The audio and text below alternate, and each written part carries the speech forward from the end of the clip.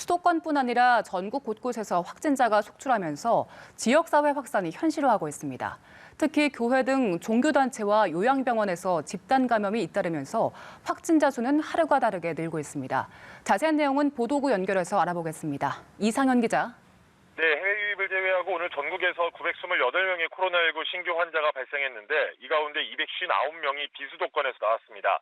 얼마 전까지 일상에서 조용한 전파가 이뤄졌다면 최근에는 특정 시설을 중심으로 한 소규모 집단 감염이 잇따르고 있습니다.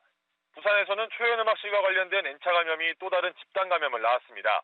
어제 30명의 확진자가 나온 동구의 한 요양병원에서 24명이 추가 확진 판정을 받았는데 대부분 초연음악실과 관련된 것으로 파악됐습니다. 초연음악실과 관련된 확진자는 모두 201명으로 늘었습니다. 경북 안동에서는 한 장애인 복지시설 직원이 확진된 데 이어 가족과 시설 이용자 등 7명이 추가로 양성 판정을 받았습니다. 방역당국은 이 시설 이용자와 직원 52명을 포함해 접촉자 600여 명에 대한 선별검사에 나섰습니다. 울산의 요양병원 집단 감염도 좀처럼 잡히지 않는 모습입니다. 오늘 요양병원 확진자의 접촉자가 코로나19에 감염돼 이 시설 관련 환자는 158명이 됐습니다. 집단 감염이 발생한 대구 달성군의 한 교회에서도 확진자가 1명 추가되면서 현재까지 32명이 감염된 것으로 집계됐습니다.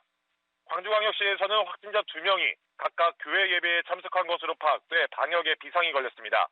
확진자 가운데 1명은 서구의 한 교회 목사로 지난 9일 수요 예배를 진행한 것으로 확인돼 120여 명에 대한 전수검사가 이뤄지고 있습니다. 또 다른 1명은 지난 9일 광산구에서 열린 수요 예배에 참석했는데 당시 90여 명이 함께 있었던 것으로 조사됐습니다. 강원도 강릉에서는 기타 강습에서 시작된 연쇄 감염이 목욕탕과 병설 유치원까지 퍼지면서 현재까지 21명이 감염된 것으로 확인됐습니다. 춘천은 오늘 오전 5명의 코로나19 환자가 추가로 나왔는데 어제 학생과 관계자 등이 확진 판정을 받은 한 학원과 연관된 것으로 전해졌습니다. 이 학원과 관련된 환자는 엊그제 첫 확진자가 발생한 이후 모두 14명으로 늘었습니다. 이처럼 수도권뿐 아니라 지방에서도 확진자가 속출하면서 각 지자체마다 사회적 거리두기 격상 여부를 놓고 고심하고 있는 모습입니다. 자치단체마다 이번 주말을 지역사회 확산을 판가름하는 최대 고비로 보고 주민들에게 이동 자제를 강력하게 권고하고 있습니다. 지금까지 보도국에서 전해드렸습니다.